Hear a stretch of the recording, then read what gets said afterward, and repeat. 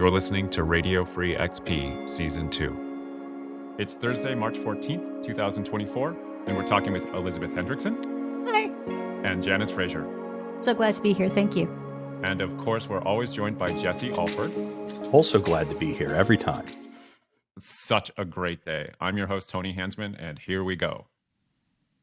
So, Elisabeth and I were talking about a thing I learned from Janice that stuck in my head in such an indelible way that I am not actually really confident even that I heard it right. But I've been thinking about it a lot since, and I have my own whole concept around what it means and its implications and things. But I was in training with Janice and at Pivotal, and she said, persuasion is waste. This was in a whole context of an exercise and everything. But my mind stripped all that context and pulled that out as a truth to hold up and examine. And I stopped listening to her because I started thinking about what she'd said. And this is a very useful thing to me as a concept. So we were talking, Elisabeth and I, about this. And I credited this to Janice. And Elisabeth said, we should get together and have this conversation, all of us, so that we're not, talking about what Janice did or didn't say or what the context was or whatever. We can have the whole conversation. So I'm really excited to have this conversation. The conversation we were having was in the context, and we don't have to go back and have the whole conversation, but the context is interesting. We're talking about things that slow down, disrupt, add friction to teams, and what ways of thinking and talking about that are and are not useful for making that team do better. And it's a little bit awkward for me to talk about because I'm trying to be careful not to favor any particular metaphor about like speed or friction or waste or turbulence, because that's kind of part of the conversation is what ways are effective in thinking about this. And I should stop there for a moment. Elisabeth, what concerned you when you heard me say that persuasion was waste? Because I associate, and correct me if I'm wrong, that something concerned you, because I have this moment of recognition after working with you for many years where I say something and then I'm like, oh, that concerned Elisabeth. Elisabeth has questions. Which is fascinating because you and I were having this conversation over text. See, yeah. I'm very expressive. If you can see my face, people know when I get concerned about a thing. But you couldn't see my face. So it was fascinating to me that you were concerned. I will say concern is an okay word. In the moment in that text conversation, which did not have the wealth of surrounding context, it just was a text conversation. But in that moment, I disagreed.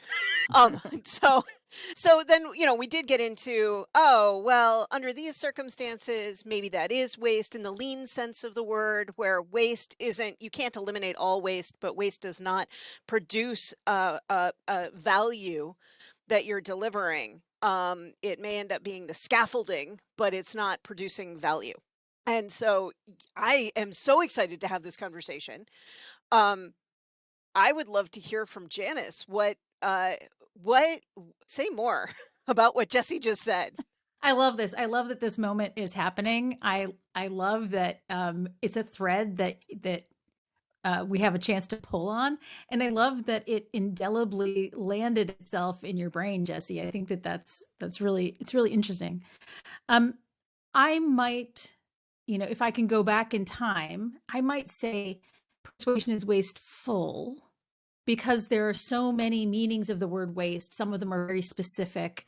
And it really, to put context around the idea, I don't disagree with the idea. I fully am sure that I said it. I'm sure that I said those words. I would probably say those words again.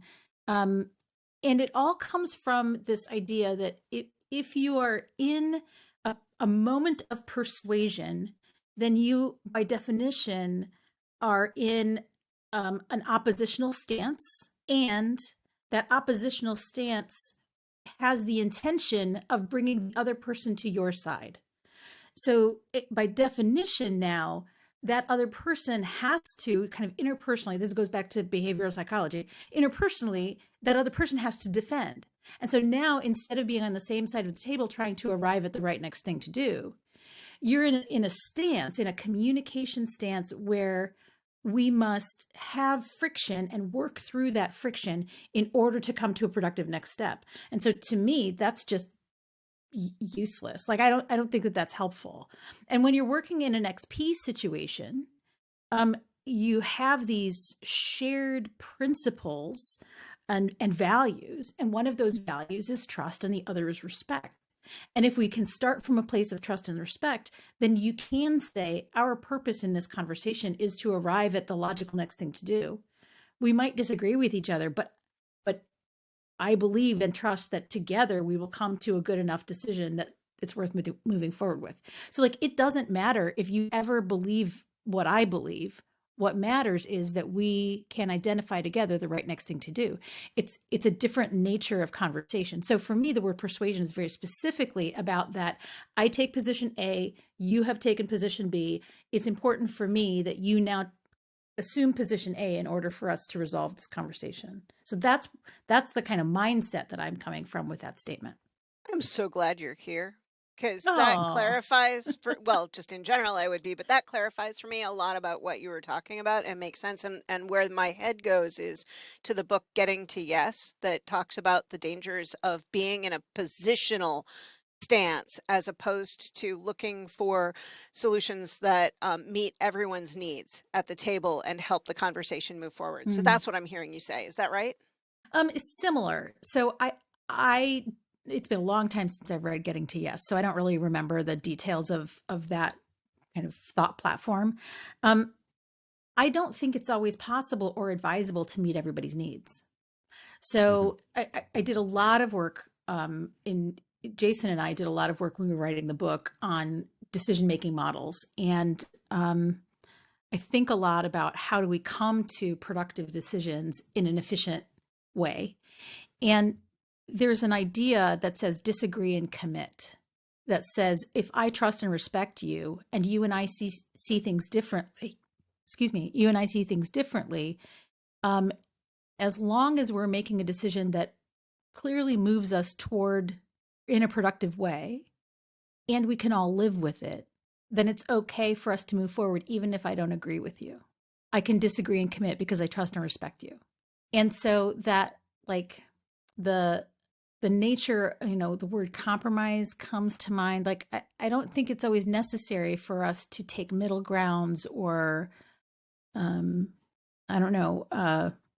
lesser positions of goodness. It's okay for us to choose, as long as I can live with it, as long as it's not violating really important, then we can go ahead with it and I can disagree and commit. And that, I think, is part of creating a much faster resolution to most disagreements. What do you think about that? I see your face, Elisabeth. Well, I was waiting to hear what Jesse said, and then I'll... Yeah. Well, I have two things to say. One is that this is a pretty good time to mention that we're on Radio Free XP. I'm here with my co-host, Tony Hansman. And we've just heard from Janice Fraser, and before that, Elisabeth Hendrickson, on the topic that we are trying to work through this episode. Having done that, I'm also going to pause for a moment. I have a concern that I may not be getting Janice's local recording. I'm monitoring the file uploads, and I do not see it.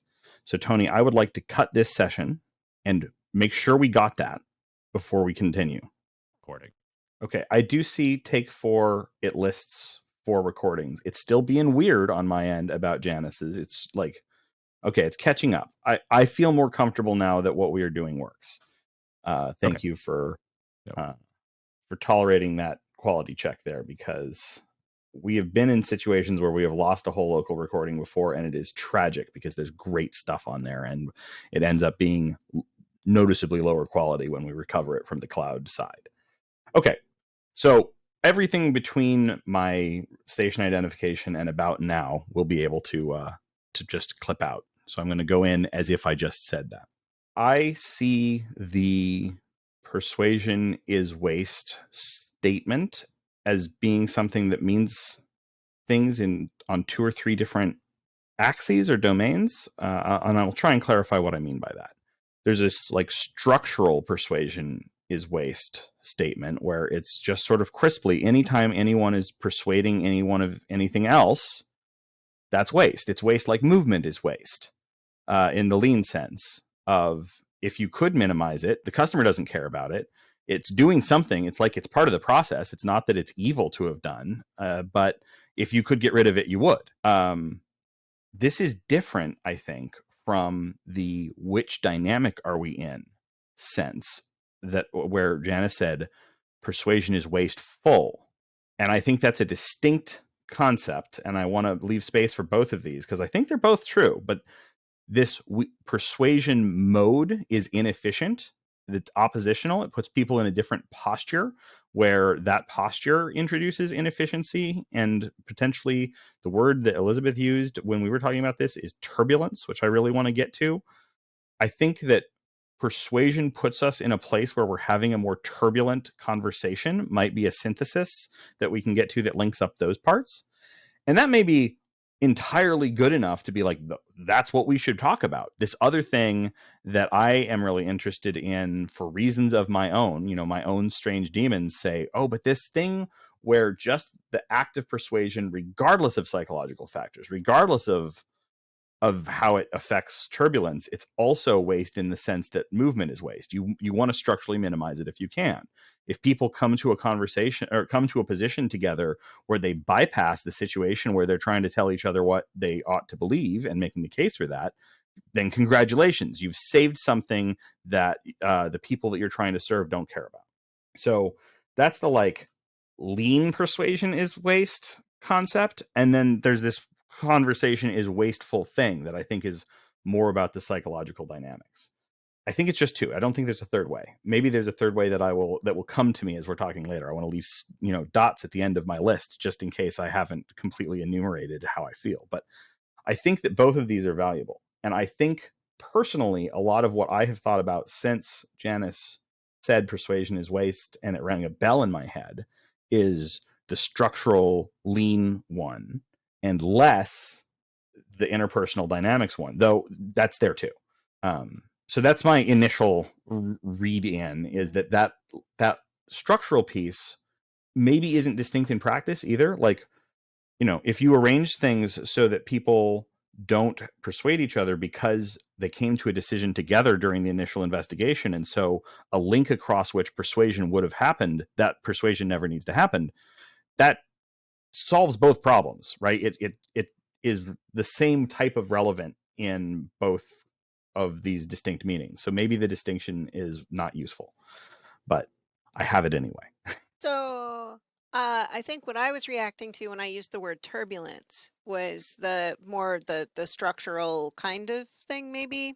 You get to test your mental model against what I say now and see if you still believe that maybe there's one, maybe there's two different categories. But I actually see, I was picturing a world where there's a product manager, and let's take a concrete example. We're going to take a time when I was acting as a product manager for some internal tooling. And one of the dangers of putting an engineer in charge of product is that we tend to have strong opinions about implementation. I had strong opinions about implementation. So I came to the developers and said, ta-da, we're going to build a feature. It looks like this, and here's how it's going to work. And development at the time, the toolsmiths, very politely, and diplomatically and with kindness, told me to F off. But what they actually said was, hey, we hear what you want to achieve. Let's talk more about what you want to achieve to make sure we fully understand all of the goals and constraints around what you want to achieve. But let's set aside your ideas about the implementation details because we don't think that's going to work real well. And we proceeded to have a conversation. And, from the outside, you could look at it and it might have looked like persuasion. It certainly felt to me at the time like they were trying to persuade me. Now, I noticed several things about this. First of all, the end result that we came out with was better than either one of us would have come out, either side of this debate would have come out with on our own. So from my point of view, it adds value. But the other thing that I noticed is that because we worked in this context of the way that Pivotal did work, there was a very clear decision-making guideline. The product manager gets to say what and in what order, and does not get to say how. It's up to the engineers to say how. And which brings me to I can see a world, and I think I used the word turbulence in my head. I might have been using the word cage match. I have seen a world where product managers and engineers end up essentially in a cage match, and it's not at all clear who gets to make a decision. It is just, and that turbulence or cage match, that I can totally see is incredibly wasteful. And structurally, coming back to Jesse's word structure, it is allowed to happen because the organization does not have clear working agreements about who's making which decisions, which brings us back to Janice and your book and decision models. So that's kind of my unpacking of the whole thing. This is so interesting because I've written a few things down as I'm listening. One of them is that the statement that I remember making in many trainings, I've said it many times, is that if you start with a persuasive stance, you've already lost. You've already engaged in something that feels less productive than it could be. So, and by lost, I just mean less than ideal. So, but as you were talking, Elisabeth, I wrote down persuasion is, right, not necessary in an ideal world, inevitable in the real practice of our crafts, right? It is inevitable. And it is, as you say, it was useful. So I think that all of these things actually can be true at the same time. That, like in an ideal world, if I am being my absolute best self, I will enter into that conversation with my, collaborative mind rather than my opinionated mind, right? But I'm a human being, and so are you, and so are we all. And so it becomes inevitable. So the important thing when you get into that situation is to remember that it also might not be necessary. So then we can let our shoulders come down, let the interpersonal stuff smooth out, reduce the turbulence, and lean into the useful conversation, which is where the real value is. This is something that comes up a lot for me in advice or practice or theory for pretty much any framework. And I'll use another concrete example that is going to take me a little bit of work to stitch back. But people argue about estimation and pointing and what should count as chores or not. And I'm really trying not to have that conversation. So let's be careful to not start having that conversation. What I want to say on that conversation. I know we all have opinions. Well, I don't know. I can't speak for all of us. I have no opinions about this. Yeah, I suspected that maybe the person who was not a practicing engineer for much of their career would have less strong opinions about this. Right, exactly. But I've watched it happen. I have popcorn.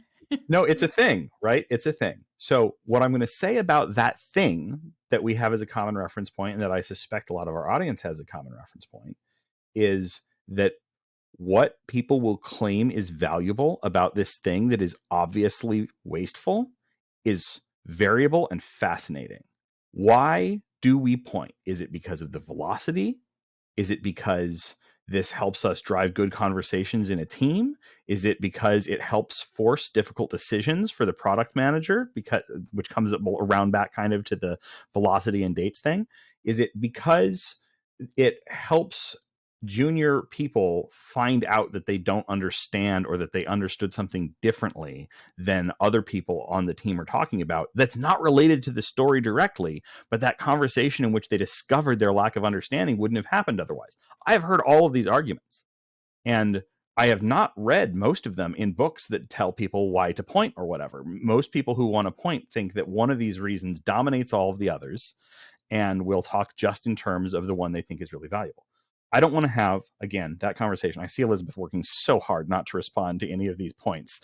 But the reason I'm bringing this up and the reason that I want to relate it is I think that is a risk of any time you talk about something being valuable or not, or wasteful or not, is that people immediately think of the practice they're doing, and they think of the benefits that it has brought them or that they are experienced with.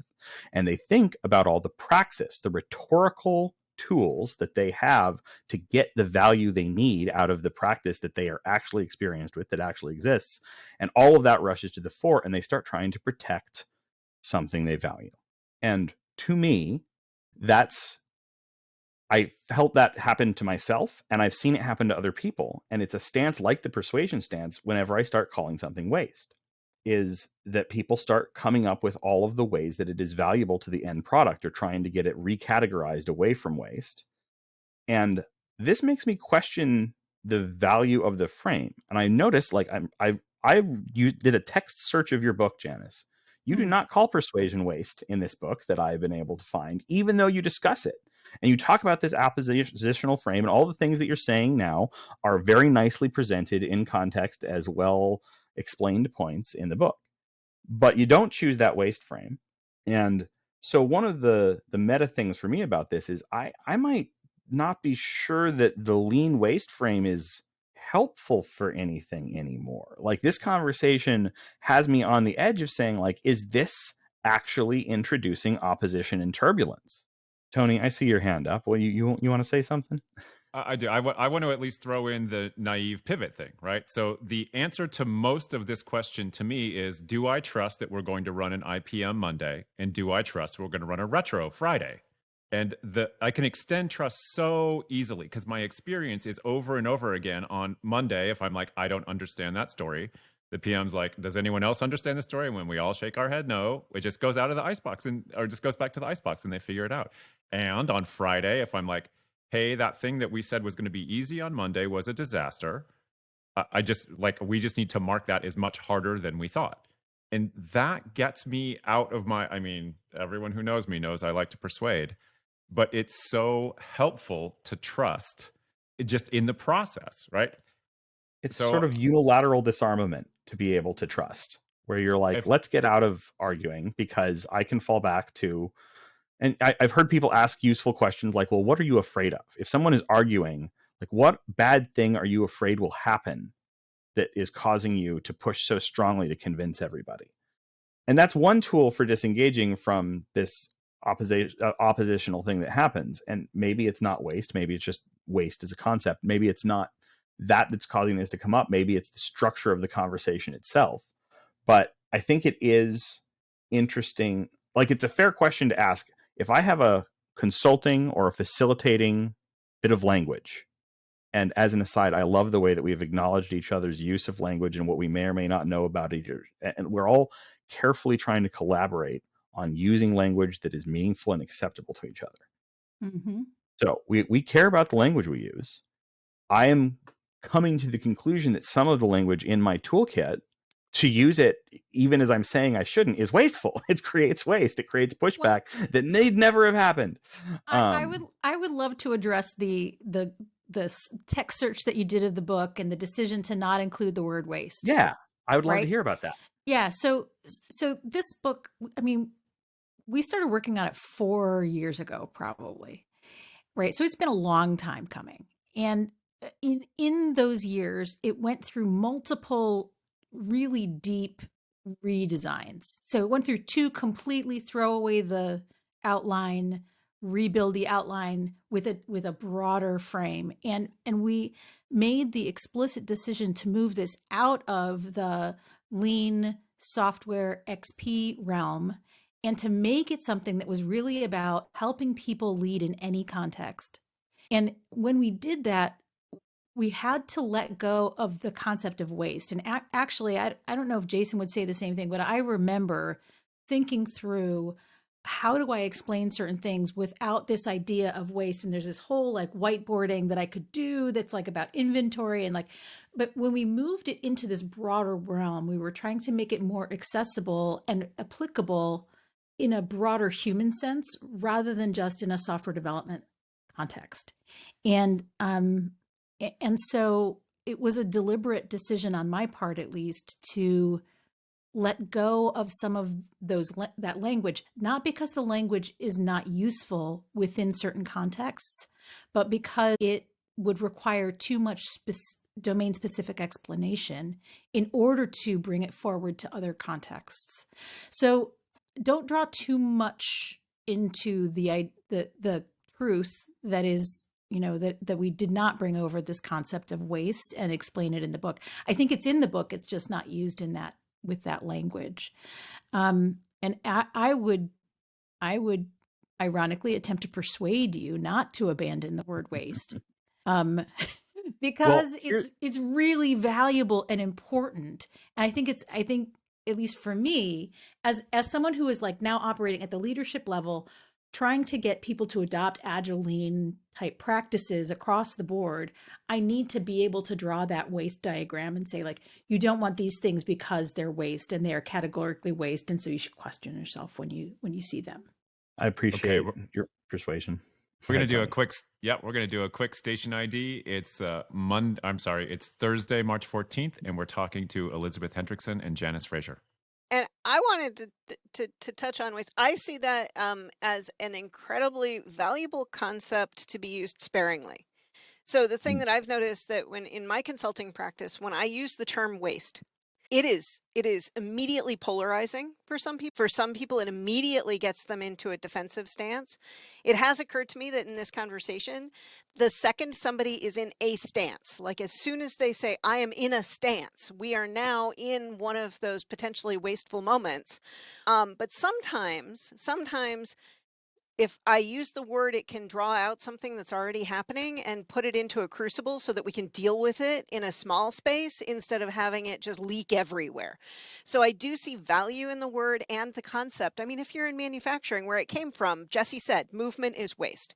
If you're in manufacturing and you're trying to figure out how to make your factory more efficient, and you realize that a worker who is assembling a doodad has to walk 50 yards to go get the doodad part A and then another 50 yards to go get doodad part B, you immediately have something that you could do to make your factory more efficient. And I see in the way that we worked at Pivotal, we were an execution machine. So we didn't have to say to each other words like waste. We could instead, Tony talked about the fact that you have an IPM on Monday and you have a retro on Friday, and then in between you're doing the work. And in the retro, you're reflecting and adapting to figure out how to make next week more awesome and more efficient and deliver more value with the same amount of time, while still operating at a sustainable pace. That's just how we operated. But when you're in a different context that doesn't have that, and we don't have the basis for trust, then being able to call out something and say, hey, this feels like waste to me. It is useful to have a polarizing word. Yeah, and Janice, I'm so happy that you made your book general purpose, because it is so valuable. It is so incredibly valuable, and it needs to be beyond the world of software delivery and more generally. And so grateful for the way that you wrote your book. It's phenomenal. Thank you so much. Well, and I'm really grateful for we had some really good advice from folks who are like, no, you're thinking too small, like abstract it out just a little bit and it'll be much more helpful. So I don't take any credit for that at all. No, I got good feedback. I hate getting feedback, by the way. So everyone, I need to interrupt now. I had a plan of a thing I was going to say, but our audience is particularly at risk of disavowing things that they had a lot of good feedback and a lot of good collaboration on. And one of the things I've learned is very important is that your friends get to force that back on you and be like, no, I see you. I see what you did for me. I won't let you off the hook for being really good and doing a really good job, Janice. Thank you. I'll take it. I'll take it. I would lose my mind saying what I learned from you, Janice. Lose my mind. Like, you pioneered for me the concept of in the room. You function in the room like no one or anything I have ever seen. I was as we were considering this, we'll cut this if you want, but Jiminy crickets, Janice. Like, when you picked up, do you remember picking up a set of Post-it notes and a Sharpie and looking right in my face and saying, this is your outside voice? Do you remember that? Yes. It was like I was touched by a goddess. Like, boom, you are going to learn. Yep, that's exactly what happened. Elisabeth was in that meeting, right? And okay, so this is me going crazy. Janice, thank you so much. I swear, like, don't shy from it. What we did at Pivotal was insanely good. And I just look directly at you and Jason, and you are the people who made that in the room process that we all rode on, and it is still phenomenal. I realized I just need to tell you how helpful that is for me to hear. Like, it's so, just like every other human on the planet, it is so easy for me to think, oh, just because I do it means that, like, it's nothing. It's nothing. And so I am really quite moved. Thank you so much for that acknowledgement. It means a lot. Yeah. And in case I haven't said it clearly enough, that same, like, both your in explicit training and outside of it advice was literally life-changing for me as well. So Yeah, we did it, and it was great, and I value you for it greatly. Okay. I realized we haven't actually... Go ahead, Tony. What? Good time for a station ID. You're listening to Radio Free XP with Elisabeth and Janice. All right. Tony realized for me that we haven't actually really talked about what the lean definition of waste is, and I just want to read that into the record for a moment.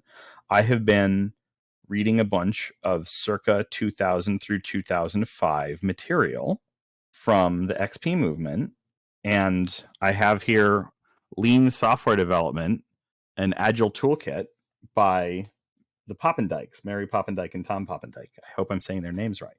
And this is, I think, one of the critical, if not the critical, bridge book, bringing the concepts of lean from a sort of general business, Six Sigma manufacturing zone into software development directly. And so they have a pretty good definition of it here, where they talk about this highly technical version of waste that you're saying, like, okay, maybe hold on to this. So let's define what it is. Good candidates for waste include everything your organization does to develop software that is not analysis or coding. Just do all these processes really add value for customers?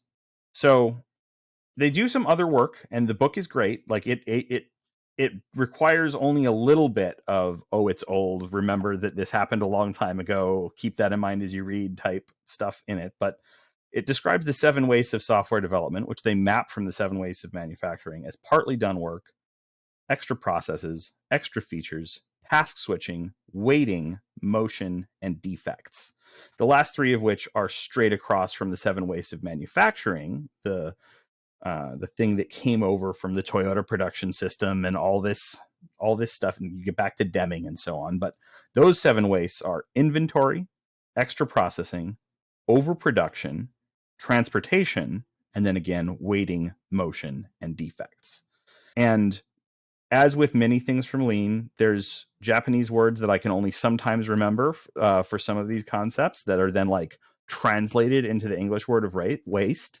But it is a separate concept. The one that I have forced myself to remember is the notion of the workplace, which is gemba in a lot of this Japanese stuff. That if you say workplace or workspace, you are not getting the same meaning of like where the value the customer cares about is produced. And I suspect there is something similar going on with the word that is escaping me right now and that I can't find in front of my eyes really quickly. Whatever the Japanese concept for waste that this translation to English comes across as, that Lean is trying to do, I suspect is less polarizing because, and I could be wrong, I'm just detecting along a cultural axis that I'm not actually really qualified to analyze. I suspect we have a little bit more of an association with a garbage can full of flies when someone says waste than may be present in the initial thing. And I think it may be a little more pejorative, and that you end up having to explain this whole technical concept of waste. So when you make it useful for a general audience by declining to use this concept, I think you're freeing it not just of the need to do all this setup, but of some negative connotations that the need to do all that setup in the first place is kind of evidence of. That this word was always an imperfect way to get people to come to common language because it has some pejorative associations and inspires some resistance. Tony? I have a test suite for this. So the waste question is, hey, we either are in, Janice, I apologize for usurping your plan A and B from the book. I apologize. But here's my test for waste. This is a Pareto perfect negotiation. All parties would not change their strategy based on what's known on the table. That's a plan A. Plan B is economically viable. We know how to make money at a margin that will have us continue to do this again. Plan C is we need to learn something. And plan D is we have a dilemma. For me, I just want to run the basic test loop. Do we have a dilemma? We need teleportation. Okay, well, that's a dilemma. Are we going to form a plan C to study teleportation? Like, no, that's not the arena of our dilemma. We need we need a better database access across the globe. Well, that's a dilemma we might have to solve. And so we might have to do a plan C to learn it, and then a plan B to make it economical, and a plan A to make it perfect. And so this is how I directly in the room address waste. There are wastes beyond that. if someone is harmed and is not participating in the group properly, then they're probably in a plan D, and we're on our way down to hard red teamers who are ruining a company, right? But I like to stick in plan A through D. So that's how I test the concept of waste. I've never been sure that I understand this mapping, Tony. If you say we need teleportation, we look around the room, it's like, anyone know how to do teleportation? And the answer is no. So we clearly have a dilemma. And then we say, well, do we need a plan to learn teleportation? And then we do have a persuasion thing there, maybe, but mostly not. We can all agree that, unless we want to squint at the internet and call it teleportation, we don't have teleportation, right? And so that's it. But if we were talking about more prosaic things where we had a disagreement about something, and we would just say, look, is this a dilemma worth arguing about? Because if it's a teleportation dilemma, we should not spend a single iota of energy on it. And so that's the test I do for waste in the room, with real people, because people are frequently willing to say, hey, I don't know how to do that. And you can't make me. Like, totally fair. We're going to have a program to do that. So the thread that I want to pull on from what Tony is saying is should we spend one iota of energy doing this thing? And I think that actually does become a less polarizing but super clarifying question. I remember working with a product manager, and we were talking about the roadmap for the area that he was responsible for, and he was getting very excited about some very twiddly things that were very deep in the weeds. And I remember asking him point blank, how does Pivotal make $1 more if we build these things? And he could not answer that question. Now, I mean, again, we at Pivotal, we did have a lot of product managers who came from an engineering background, and I very much am aware of my own limitations as a product manager because I get really excited about really twiddly things that are deep in the weeds. So I totally resonated with where this person was coming from. But it comes back to Tony, your test, your, it's kind of like your razor for, is this waste? Is this going to add, should we spend one iota of energy on this? Is this going to demonstrably bring us to a more valuable place if we do this thing? And I do think that is the ultimate question. I have a little bit of what I think is a restatement or a refinement of that, which is, or an extension maybe. Should we spend this iota of energy on this right now?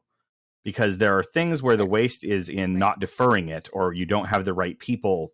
Like, the specificity of the energy and time you're spending on it can be another really important factor. But broadly, I think that everything else that you said applies with that extension. So I think it's fully compatible. Fair. So in defense of the word waste, I'm always about what is the practical thing that we can all believe in order to have less friction in the future, right? So Farther, Faster, and Far Less Drama is not accidentally the name of the book. It's actually what I really believe all the time, every day. Like, what are the small things we can do, right? So the concept of waste, if we can all culturally believe that we want to avoid waste, then some good things happen. If we say persuasion is waste, and we all believe that waste is something we want to avoid, then we can back away from the postures, to use that word, that set up a dynamic of persuasion. We can just all dial down our entrenched positions and open ourselves up. In the book, we talk about stop hands and willing hands. And this is a concept that I borrowed from dialectical behavioral therapy, right? So stop hands is like 2 hands up. You can't see me because this is a podcast. 2 hands up saying stop, right? Anytime you're in a persuasive mode, kind of some part of our brain has those stop hands up. And when we just relax our posture, because we now believe that, persuasion might be waste and waste is bad, we can shift that posture to willing hands, which is like an open-handed posture. That's where we're saying, please bring me your thoughts and ideas, and together we can seek to understand and make a decision about how to move forward. And so from a purely practical usefulness standpoint, I think the concept of waste as a belief that we all have is really helpful. And Yeah. So that's kind of how I'm processing all of these different comments and thoughts. Yeah, I have a conceptual constructions. Conceptual constructs are tools, and conceptual constructs as tools specifically are useful sometimes for thinking inside your head and with your reflective tools like writing things down or talking with someone who is close to you and understands you already. And I call those sometimes analytical tools. And then they're sometimes useful for communicating with other people or creating alignment that isn't necessarily already there and creating a path to that alignment. And I think of those as rhetorical tools. And sometimes something that is extraordinarily useful as a analytical tool has real weaknesses as a rhetorical tool. And the example of the work of taking the word out to generalize your book's audience is, I think, a great example. The conceptual analytical tool helps you a great deal. It gives you power. It helps you understand something that's true. And I feel that way about waste as a concept, and I really smoothly use it in my own thinking, and it helps me, and therefore I value it. And this helps me This contributes to me being in a defensive posture if it's like someone saying, oh, maybe waste isn't the right concept. I'm like, well, no, it is. It's helpful. It's helped me. I can't get by without it. But what that actually often means is that it's not the right rhetorical tool. And I just want to bring this around a little bit again to your book, which I suspect you would not love to hear described as a rhetorical toolkit, because that feels somewhat different from the intent of the book. But in a purely non-pejorative, in a purely appreciative sense, the book's structure is very much about how do you get where you actually want to go by communicating with other people in a way that brings them to where they also to a place that you all want to get to efficiently. And I think it's reasonable to just say that it's a great rhetorical toolkit. Remember, keeping in mind that it does it in a way that avoids this oppositional. When people think rhetoric, they think Greeks saying flowery things that are maybe full of sophistry to each other, and I don't mean it in that sense. It's really funny. Like, the last thing I am is a rhetorician. Like, it's pretty funny. And this whole conversation is really, I think, especially funny to me because I have this really brilliant 22-year-old son who really loves nothing more than the endless argument. He literally is a philosophy major. He's studying philosophy and politics and economics because all he wants to do is is debate endlessly. Like, so persuasion figures very prominently in our home life. Yeah. So I accept that it might be a rhetorical toolkit. I hope it is also just a practical toolkit. All right, average pivot popping in again here. It's what to do in the room. You call it whatever you want, but it's a way that allows you to move the room. And like I said, Janice, there's nothing that happens in a room that you're managing that you didn't intend to happen. It's masterful to watch. So yeah, I am an on the ground person. Like, I have to go stand in front of rooms full of people with knives, and they use them, and I need to be not where they're attacking, and it's a common. All these tools are just so great for that, and that's what. I love it. I love going in front of the room. I love using your tools. It's just, they work.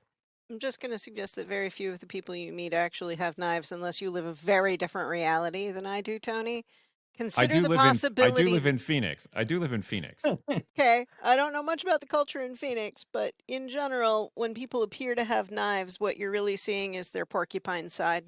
Fair enough, right? And that, I guess I'm overly dramatic about it, but I try to be as absolute. I have been on the other side of the table 1,000 times, and so I try to be incredibly compassionate about what it's like to sit there and have some dork at the front of the room, blah blah blahing, and all of that.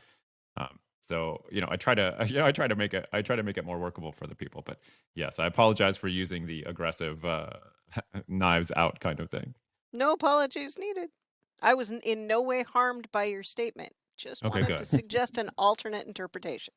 I want more screen time, more tape time for the concepts of turbulence and flow than I've gotten out of this conversation so far, which I have otherwise found extremely satisfactory. So Well, we're approaching the end of our time, and that's my candidate for what I would like to dig into a little bit more before we have to wrap up.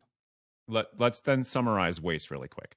So waste is a really valuable concept. If you don't use it and you're not fluent with it, check the lean definition, and then don't abuse it.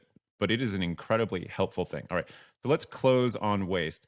Janice, Elizabeth, do you want to sum on any kind of waste thing? No, I'm good. Me too. I want to hear about turbulence. So turbulence was what I interpreted, because of course you were not present in the text conversation, Janice. So we couldn't check with you what did you actually say? What was the context? What did you mean? So I was doing my best to channel my inner Janice, which turns out to be remarkably imperfect. And what I realized was that my interpretation of what Jesse said, that was his interpretation of what you said, was describing something that I would call turbulence. And that's where I want to contrast it with flow. So at Pivotal, in general, we were an execution machine. There were exceptions. Nothing is perfect. But in a typical team, yeah, there could be challenges. We may run into surprises. Our quality was really good in general, but sometimes we would get something to staging and discover, holy snacks, this doesn't work at all. But the flow, if we look at flow in terms of, you look at the accelerate metrics, how often were we deploying? You look at how frequently were we delivering value? You look at any of the various ways that you might look at flow. And in general, we were phenomenal. And I attribute that to the practices and the culture, the combination. And we did avoid spending a massive amount of time trying to persuade each other or wasting a huge amount of time on speculative work. The practices by themselves ensured that we had a limited amount of work in progress at any given time. So we didn't have inventory as waste. We didn't have a whole lot of inventory bogging us down. And then you look at what happens in most organizations, because let's be honest, Pivotal was not most organizations. And there you do have change control boards that hold stuff up, and you have arguments and disagreements. I have seen a room full of product managers practically arm wrestling because there were the capacity for ideation so far outstripped the capacity for execution. And that is the moment where you end up with a massive amount of turbulence within the system.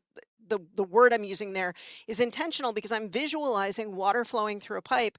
And when you try to shove more water through a pipe than can fit, you end up with turbulence and you actually get less flow if you had smoothly flowing water. So that's what I meant by turbulence and what prompted me to use that term with Jesse before we set up this call. So this is interesting because when I heard the word turbulence, I thought of airplanes, not fluid dynamics. And turbulence in an airplane is external to the vehicle, right? It's the air around you. And what you're saying makes so much more sense to me now because it's about clogging the pipe with its own swirl, right? So it's the very thing that we're doing is slowing us down.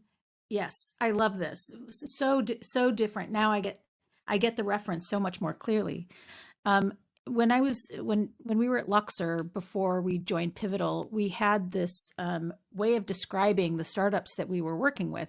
We called it flaily squanderness. And yes, and it's like the people trying to do all the good things are waving their hands like Kermit, and they're squandering their time, their social capital, their whatever, and they just want to be doing a good work. And that's so what you're calling much more eloquently turbulence, we were calling ridiculously flaily squanderness. I am stealing two phrases from you today.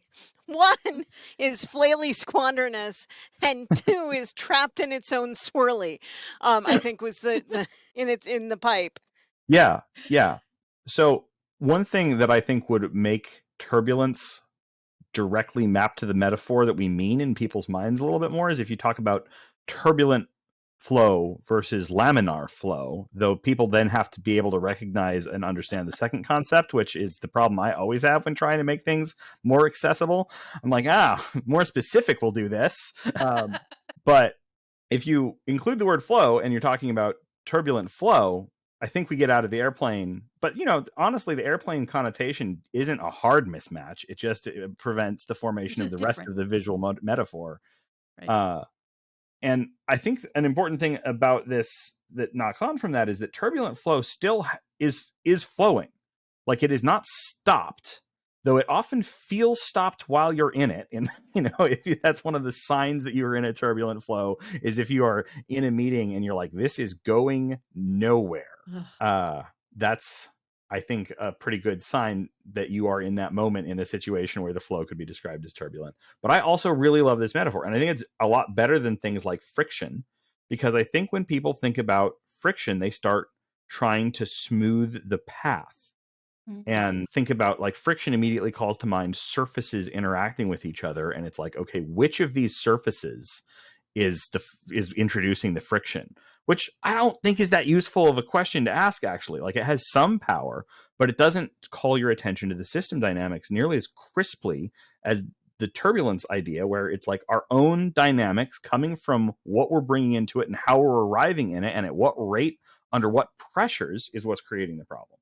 And I think that's a much more powerful conceptual analytical tool. And I think it might also be a much more powerful rhetorical tool in terms of getting people to look at things the same way than some of the other metaphors we use about speed or friction or resistance or whatever to talk about this thing that happens with teams.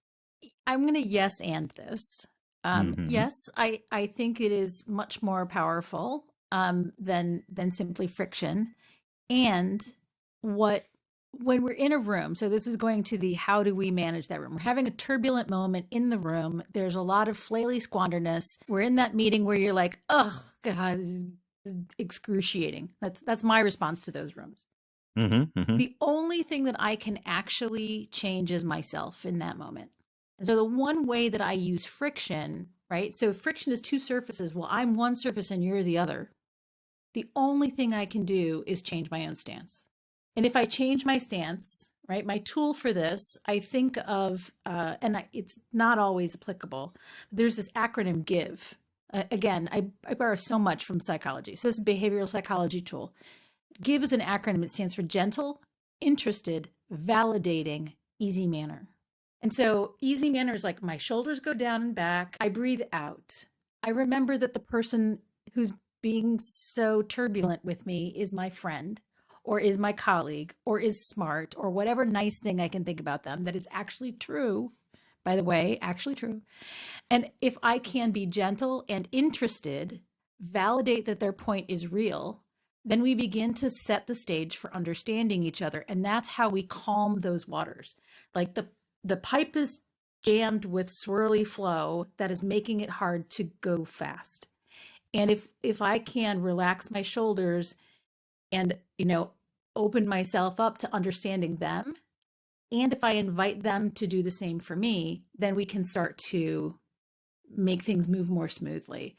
So I guess the upshot there is that the value for me of remembering the word friction is that I can be the one causing the friction.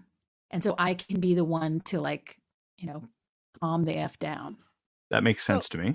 Go ahead, While Elizabeth. Jesse is thinking, I just want to highlight that it had never occurred to me, air turbulence, but I think that's also applicable because who among us has not had the airplane drop out from under us as we're on a project because of factors outside of our control? Both forms of turbulence are great. And of course, by great, we mean horrible. True. Useful both kinds are true. Tools. Yes. Both concepts are great, and the experience of both of them can be very painful. Yes, I'm sorry. Well, again, I suffered no harm and no apologies necessary. All right. Well, let's see. We wrapped. Let's do a summary. Lean waste is helpful. Here's the only thing in this whole conversation that I would try to highlight, which is as we talk about, for folks that weren't at Pivotal, as we talk about what we did there, we never had a conversation about lean waste. We never had a conversation about turbulence. We literally never used any of these words. The people who are on, Jesse is claiming he used this word somewhat, but it wasn't you didn't need it in common discussion because everyone sort of had the same feel of it. If you're from outside Pivotal, go read Janice's book, because if you would like to establish these practices, which, believe me, if you just want to have 2,000 good working hours a year, you do, establish these practices. All I would say is stepping way back. There is some persuasion required in some of this. Like, hey, there are models that do produce better results. There is some persuading in that. And so that's what I would say. And here's a key concept that I think you need if you're going to use the lean concept of waste, which is that you don't need to know how to stop doing something to identify that you want less of it, or that it costs you, or that it slows you down. It's okay to say, well, I'd like to be persuading less, but I don't know how to do that. Jerry Weinberg used this phrase, well, that's a wonderful thing to want, that I think applies to some of these things where like, it's a wonderful thing to want to reduce waste, or I have a clean pipeline from identifying waste to not suffering it anymore, but I don't always know how to do that. And that conversational adapter can also help you move past places you might otherwise get stuck. I am so tempted to try to take an example, because on Cloud Foundry there was this particular thing, and it was a very technical thing, and I don't want to go into what the technical thing is, but David Stevenson identified a major piece of waste we had. And I'm like, oh my gosh, you are 1,000,000,000% correct. And I went to my team and I'm like, hey, David pointed out this amazing waste thing, and if we fix it, they all looked at me and they're like, no. And I'm like, what? And then my team was very suspicious of it. And as soon as we tried to socialize it, like the whole organization became incredibly suspicious of it. And so this was I actually had to make the decision. Do I attempt to persuade here or not? And in this case, I had the luxury of allowing a failure. I'm like, I'm not going to try to persuade at all here. I am going to allow the team to make their choice, which they actually have to live with. It's them who lives with this problem. And 6 months later, everyone's like, we must do this other thing that David Stevenson said. And so that is a case where I did not feel at all that I could use a persuasive technique. It would have been so costly to drive, because I was going against major PMs and things like that because they just did not want it. And it was not worth the persuasion, but I was pretty sure what shore we were going to wash up on. And we did, and we changed it. It was a great decision for the product, and it made it like, honestly, a radically better product than for that. So I think that might give us an outro, because we're at the end of our time. So I see other people want to say things. Let me test my outro. Thing. Okay, you say it, and then I'll test. I have a thing to wrap up with, I think. I just want to highlight how special Pivotal was, because it was the kind of place where failure actually was viewed as a learning opportunity. And so it was politically safe for you, Tony. You haven't explained all the dynamics, but David Stevenson was in a position of leadership. You were product manager of a team at the time, and so you had some authority, but David technically had more than you. And so to ignore somebody who's higher up on the hierarchy and allow your team to have agency and autonomy and learn from that experience, what an incredible place to have a supportive learning environment and to allow teams to have agency and autonomy and learn. And you might have learned that they actually had a better way to address it. Turns out you didn't. But anyway, I'm really sorry I interrupted Jesse, but I just wanted to call out the learning environment. The thing that happened just now is something that happens to me all the time. Sometimes I just want to hear something said. I don't have to be the one that says it. So most of what I was going to say, I got to just wait a moment and hear. That trust environment means that you're able to take a posture of saying, well, I'm not going to try and protect you from this learning. I'm going to let this happen, and then you'll do the right thing after you've learned from it. What I think is the right thing. Or I'm wrong, and I'll learn from it, and I'm okay with both of those. And, the shoulders can come down, and you can have the conversation that Janice has been talking about. So that posture move needs isn't quite the right term, because that talks about it. You can do it, as Janice has pointed out, in any situation, but it works so much better with the right type of supportive environment. There's a lot of extra oomph. I would have never arrived at that position if it weren't for Pivotal. It just had a model. Like, Janice, when you came in, I don't know, 2017, and you were on 14. your what? Well, no, 14. But I remember in 2016 or 17, you came out with a thing that you were trying to teach the rest of pivots. And you said, You know what Pivotal is? It's a place where I've got your back. Mhm. And that's what it was. I'm like, it was so the reciprocity. So I'll go crazy here, guys. The reciprocity and the willingness to trust a process is just unbelievable. If you're a listener and you didn't work at Pivotal, this is not a fantasy. This is 20,000 people's experience over 30 years. And so it is totally possible. Our guests have written books on the topic. Like, it is doable, and we strongly encourage you to figure out how. All right. Shall we leave it there? Yeah, that was a goosebumps moment for me. Wonderful. It should be for everyone. Elizabeth, Janice, thank you for coming on. And thank you for your contribution to all of us in the past and what you're doing now. Thank you very much. Thank you so much for letting me be part of this conversation. What Elisabeth said. Yes. Thank you so much for having me. Thank you so much for coming on. And I've been looking forward to this all week. I got a lot of other stuff going on, but you are, both of you, among the most important figures in my sort of cast of mentors over the years. And so this is an extreme delight to get the opportunity to have this conversation with you here today. So thanks again for coming on. Thank you for listening to this episode of Radio Free XP. If you're interested in helping with graphics, bumper music, or other aspects of production, or if you'd like to be on the show, please contact Jesse Alford or Tony Hansman on the Pivotal Alum Slack. You can also reach us via email at jesse.alford@pm.me or precept@gmail.com, respectively.